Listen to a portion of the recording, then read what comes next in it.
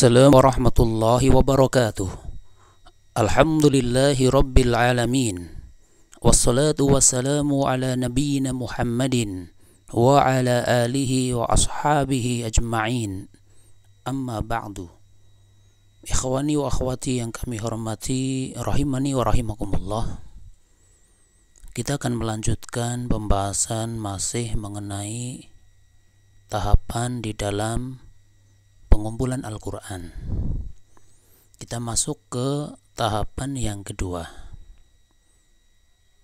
Al-Marhalatu Tsaniyatu, tahapan yang kedua, Jam'ul Qur'ani fi ahdi Abi Bakrin As-Siddiqi radhiyallahu anhu, yaitu pengumpulan Al-Quran di masa pemerintahan Abu Bakar As-Siddiq radhiyallahu an, yang sebelumnya sudah kita sampaikan, yaitu pengumpulan Al-Quran di masa Rasulullah, kemudian ini yang kedua di masa Abu Bakar, di masa Rasulullah SAW, kemudian yang kedua di masa Abu Bakar As-Siddiq radhiyallahu an. Qama Abu Bakrin bi amril islami ba'da Rasulillahi sallallahu alaihi wasallam. Abu Bakar sebagai pemegang pemerintahan Islam setelah Rasulullah Shallallahu Alaihi Wasallam. Sebagaimana kita tahu bahwasannya setelah Nabi kita Muhammad Shallallahu Alaihi Wasallam, maka khalifah yang pertama adalah sahabat Abu Bakar As-Siddiq radhiyallahu anhu. Kemudian diterangkan di sini wawajahadhu ahdasun jusamun firtidadi jamharatil arabi. Dan di masa beliau wawajahadhu ahdasun jusamun, yaitu terjadi kejadian yang besar, atau beliau berjumpa dengan kondisi di mana ketika itu ada kejadian yang sangat besar, dalam arti sangat berpengaruh terhadap agama kita, yaitu apa?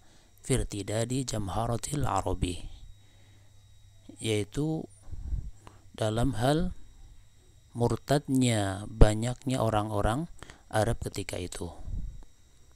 Ya, ini di zaman beliau, artinya ini ujian bagi beliau dan bagi kaum muslimin, bagi para sahabat ketika itu. Setelah sepeninggal Rasulullah Sallallahu Alaihi Wasallam, maka di zaman beliau ada kejadian yang besar, yaitu banyak orang-orang yang na'udzubillah murtad. Maka beliau sebagai pemimpin fajahazal juyusha wa aufadaha li hurubil murtaddina. Beliau pun menyiapkan pasukan dan mengutus pasukan-pasukan tersebut untuk memerangi orang-orang yang murtad. Ya, karena orang murtad itu di masa pemerintahan Islam, baik zaman dahulu maupun zaman kapanpun, hukum bagi orang yang murtad ya diperangi. Man baddala dinahu faqtulhu, ya barang siapa yang mengganti agamanya, naudzubillah, murtad dari Islam, maka hukumannya bukan dikasih toleransi, tapi apa? Dibunuh, ya. Maka itulah yang dilakukan oleh sahabat Abu Bakar. Beliau dengan tegas mengirim pasukan ya untuk memerangi orang-orang yang murtad tersebut. Semoga kita diselamatkan dari diselamatkan oleh Allah Ta'ala dari kondisi yang seperti itu. Na'udzubillah min dzalik. Kemudian wakanat ghazwatu ahlil yamamati sanata sanatai asrata lil hijrati tadummu adadan kabiran minas sahabatil qurra'i.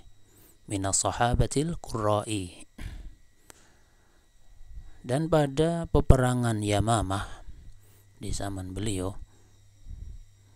yaitu pada tahun 12 Hijriah, ya, perang Yamamah pada tahun 12 Hijriah, maka peperangan tersebut menjadikan para sahabat, yaitu para pembaca Al-Quran, para ahli Al-Quran, Al-Qurra, yaitu para pembaca dalam arti mereka orang-orang yang faham dalam masalah Al-Quran, baik membaca maupun hafalan, ya, mereka berkumpul dalam jumlah yang banyak. Artinya banyak dari pasukan yang ikut perang Yamamah tersebut, yaitu berupa para sahabat yang ahli dalam masalah Al-Quran, baik bacaan maupun hafalannya. Maka diceritakan di sini, fastashhada fiha sab'una qari'an minas sahabati. Dan di peperangan tersebut ada 70 qari yang mati syahid. 70 qari dari para sahabat yang mati syahid. Berarti berkurang 70 orang, ya, orang yang ahli dalam masalah Al-Quran tersebut. Fahala zalika Umar bin Al-Khattabi. Maka hal tersebut menjadikan Umar itu khawatir. Ini kalau banyak para penghafal Al-Quran meninggal, maka bisa-bisa habis gitu. Ini ada kekhawatiran dari sahabat Umar. Wa dakhala ala Abi Bakrin radhiyallahu an. Lalu sahabat Umar ini menemui Abu Bakar. Wa asyara alaihi bi jam'il Qur'ani wa kitabatihi khasyatad dhiya'i. Ya. Kemudian sahabat Umar memberikan satu isyarat, semacam mengusulkan, menyampaikan, ya, kepada sahabat Abu Bakar. Apa bentuk usulannya atau isyarat yang beliau sampaikan? Agar sahabat Abu Bakar ini mengumpulkan Al-Quran, baik dari sisi bijamil Qur'ani wa kitabatihi, yaitu mengumpulkan Al-Quran dan menyalinnya, ya, karena dikhawatirkan khasyatad dhiya', ya, khasyatad dhiya' dikhawatirkan bisa hilang, bisa musnah. Ini merupakan usulan dan juga isyarat dari sahabat Umar kepada sahabat Abu Bakar ketika melihat sebuah fenomena bahwasannya banyak dari para sahabat yang menghafal Al-Quran, yang hafal Al-Quran, yang mati syahid. Ya, maka diperintahkan untuk apa? Diusulkan agar Abu Bakar ini mengumpulkan Al-Quran lagi dan menyalinnya. Kenapa? Fa innal qatla qad istaharra ay istadda yaumal yamamati bil qurra'i. Ya, karena pembunuhan itu semakin bertambah, ya, atau peperangan semakin sengit pada perang Yamamah tersebut, yang menyebabkan para pembaca Al-Quran mereka mati syahid. Wa yukhsha in istaharra bihim fil mawatinil ukhra. Dan juga dikhawatirkan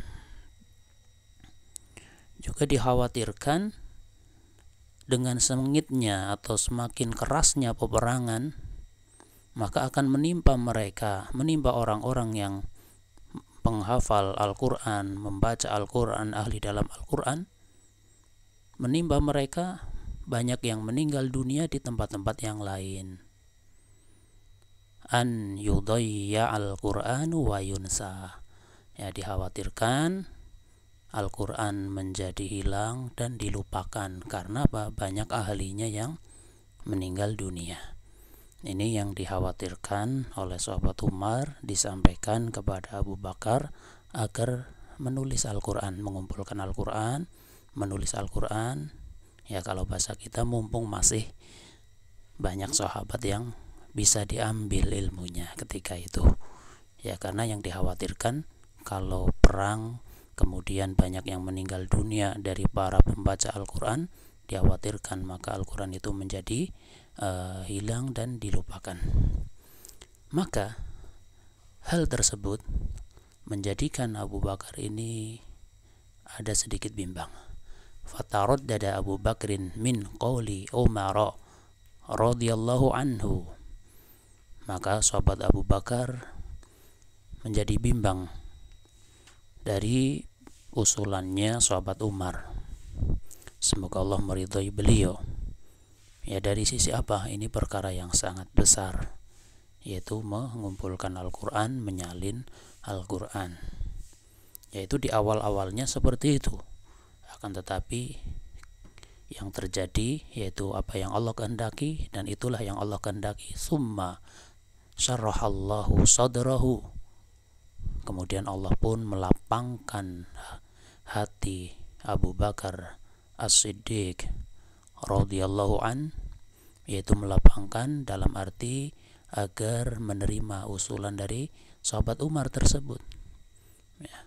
Fa'amara Zaid bin Sabitin, maka beliau pun memerintahkan kepada Zaid bin Sabit limakanatihi fil qiraati wal kitabati wal fahmi wal aqli. Ya, kenapa kepada sahabat Zaid bin Sabit?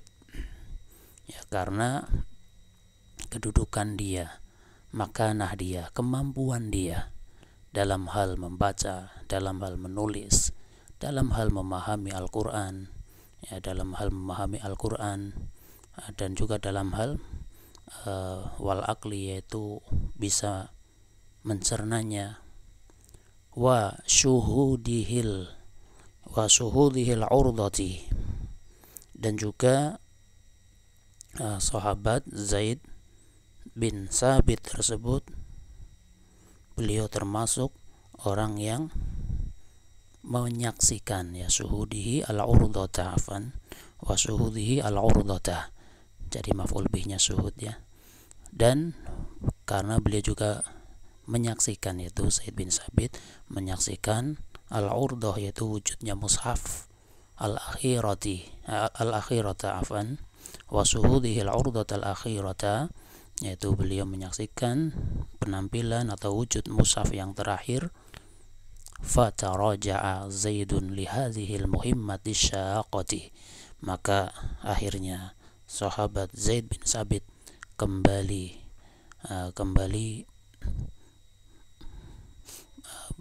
beliau kembali untuk melaksanakan, yaitu tugas yang sangat penting sekaligus berat, ya, mengumpulkan Al-Quran lagi, ya, kembali mengumpulkan Al-Quran, melaksanakan tugas yang sangat penting dan juga berat. Hatta tabat nafsu Zaidin lil kitabati, ya, sehingga akhirnya beliau, yaitu Zaid bin Sabit, akhirnya menjadi lega atau rela, ya, untuk menulis Al-Quran, ya. Wa bada'a Zaid bin Sabitin fi muhimmatihi syaqati mu'tamidan 'ala al-mahfudhi fi suduril qurra'i Ana ulangi, wa bada'a Zaid bin Sabitin fi muhimmatihi as-saqati mu'tamidan 'ala al-mahfudhi fi suduril qurra'i. Dan sahabat Zaid tersebut di dalam melaksanakan tugas pengumpulan Al-Quran yang diperintahkan oleh Abu Bakar, maka beliau mengawali tugas yang muhimmah, yang penting, dan juga syaqah, yang terasa berat, yaitu mu'tamidan 'alal mahfudhi, mengawali, yaitu mengambil mu'tamidan 'alal mahfudh, mengambil atau bersandar kepada apa yang dihafal di dada para penghafal Al-Quran. Ya, simpelnya sahabat Zaid bin Sabit, langkah pertama dalam hal mengumpulkan Al-Quran adalah mengumpulkan apa yang ada di hafalannya para pembaca Al-Quran, yang ada di dada, maknanya ada di hafalannya. Kemudian wal maktubi ladal katabati, dan apa yang tertulis oleh orang-orang yang menulis. Ya, al-katabah ini merupakan sihah isim fa'il wazan fa'alah gitu ya, katabah, yaitu para penulis. Jadi diambil dari para penghafal dan juga apa yang ditulis oleh para penulis. Kemudian wabaqiyatil kasufu inda Abi Bakrin, maka suhuf yaitu lembaran-lembaran Al-Quran tersebut yang sudah dikumpulkan oleh sahabat Zaid bin Sabit tetap berada pada sahabat Abu Bakar. Artinya setelah selesai ya diserahkan kepada Abu Bakar, maka dipegang oleh sahabat Abu Bakar hatta idza tuwfiya sanata salasa asyrata lil hijrati, ya sampai ketika beliau meninggal dunia pada tahun 13 Hijriah. Sarat ba'dahu ila Umar, kemudian mushaf itu berpindah kepada sahabat Umar.